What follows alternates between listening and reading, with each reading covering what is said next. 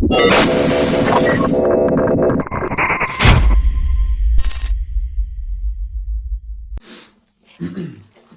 yo, yo, yo, yo. All right, let's tap in straight to it. The power of thought. We're going to talk about how your thoughts lead to feelings, feelings lead to actions, and actions lead to results. So if you are a person who is not satisfied with your results, and you want to see yourself in a different position from where you are now, we need to train your thoughts. We need to get the power of your thoughts. We need to make sure that we are harnessing that so we can propel ourselves to success. So thoughts lead to feelings, right? You got a feeling in your stomach, it's because something's going on in your head that's telling you, kind of analyzing the situation. So if you put yourself in a good position to have good thoughts, then you're going to have positive feelings towards things that you're doing.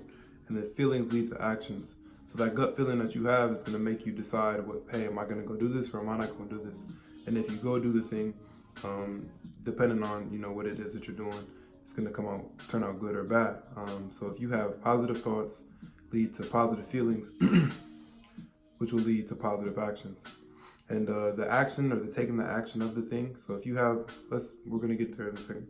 So you got positive feelings, you're gonna take positive action. You're gonna be bold in your action. You're gonna make sure that the action that you're taking is something that you feel strongly about. You're gonna make sure that you take care of whatever it is that you need to take care of, and then ultimately that's gonna lead to a good result.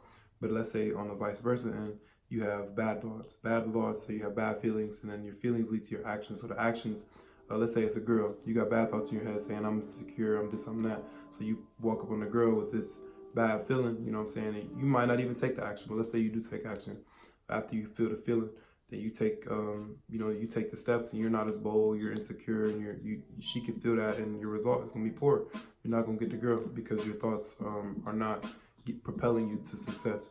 So what I wanted to kind of touch base on was how we can filter our thoughts, and not only filter them, but get it to a place where we have those positive thoughts and those good thoughts, so then it can give us good results. So we're going to talk about clean water and dirty water. So let's say you have a glass of water, right? Put it underneath the sink, and there's nothing but dirty water in it. If you leave the faucet running long enough, all the dirty water will leave, and it'll just be clean water in there. So this is what Darren Hardy talks about in the compound effect.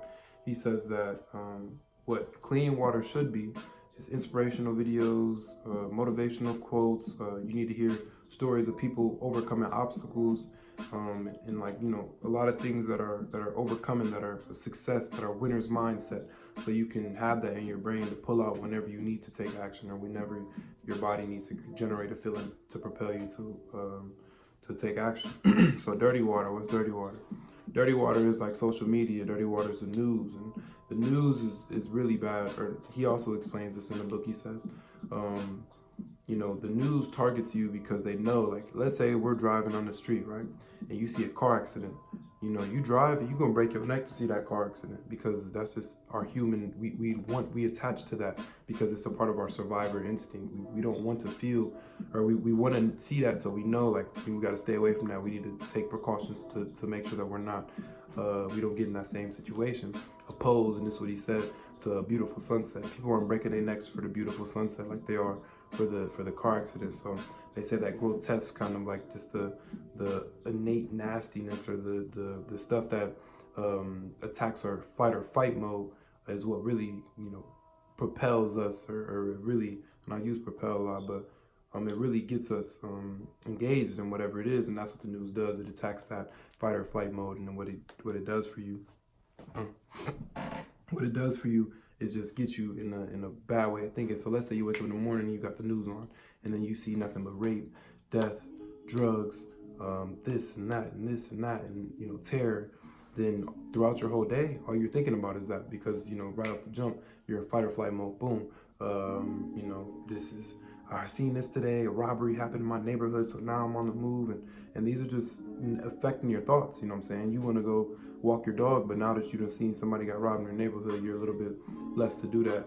And I'm not saying that you shouldn't be aware, but if I don't know if I don't know that, or if I don't allow that into my thoughts, then it doesn't affect me none. I'm not gonna think about that, and it's not. I think about it like, I'm not saying I'm immune to it, but it's not gonna happen to me because I'm not placing focus and energy on that. So yeah, kind of the clean water and dirty water. So what you do is you stop watching the news. You know, I deleted my social media, or I deleted a lot of people off my social media. At least just unfollow them, and I hope they didn't take it to heart. Like, it's nothing personal. Like, and I just speaking to that real quick. Like, there's no bad blood. Like, just because I unfollow you on social media, you know, some people be like, why would you unfollow me then?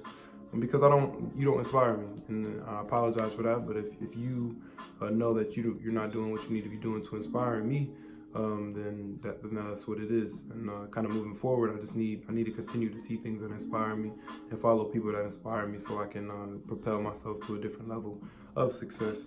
But again, with that dirty water, like, you know, we go through our Twitter feed and we see just a whole bunch of junk, a whole bunch of shit that will make you insecure, a whole bunch of shit that will just make you feel like, you know, this world is a bad place. And if we're placing our focus and our energy and our thoughts on that, then of course that's what we're gonna carry our day and live. Like, you just, you know, go on Facebook and see nothing but people, like, and it depends. Like, a lot of people have funny stuff on their feed. Some people just go for humor. So it really depends on what you're looking for. But for me, I like to have things that are inspiring me, things that motivate me, things that are telling me, like, just good quotes, just things that, you know, expand and stimulate my mind.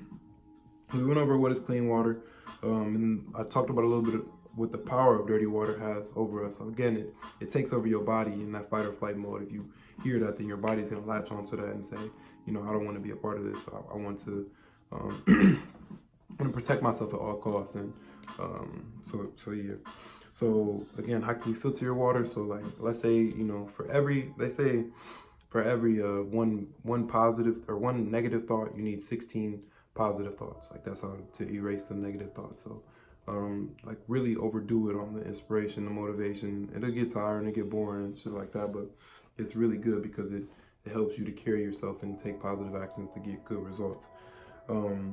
So I think that's okay. So I wanted to talk about programming too, because when we think, a lot of our times, or when we take a step into get into an action, which is kind of like our habits and stuff like that, we're programmed. So you grew up a certain way, thinking about money a certain way, and that's what the secret. If you could, I would highly recommend this book, The Secrets of a Millionaire Mind. I found it at Goodwill, and it kind of just fell in my lap, and I mastering the inner game of wealth, right? So we're all trying to search, we're trying to seek, we're trying to seek inner mastery. We want to be masters of our inner self, and kind of this book just breaks it down of the inner wealth game. So, like, let's say there's just a bunch of games within ourselves that we have to master: our relationships, our health, our jobs, our career, our, you know, so on and so forth. This is the wealth aspect of life. So making sure that we understand that. So The Secrets of a Millionaire Mind by Harv Eker. It's a really good book. I gave it to my roommate. He read it, and I think he's going to start reading a lot more because it has so much knowledge in it. But again, back to the programming. You think a certain way about money. So, like, your parents would say, oh, we ain't got enough for that. No, we can't get that. We can't do this. So on and so forth. What you think money grows on trees, and rich people are bad, rich people are evil, money is evil, da da da. And so if you program that way, or you grew up thinking that, then ultimately, like, that's still resonating in your mind. Like, you're still thinking about that to this day. And it might be subconscious. It might just be a way, like, how you carry your money. So what it is we need to take the programming that you had as a child. You know, you have to write it down. And again, in the book, it goes more in depth.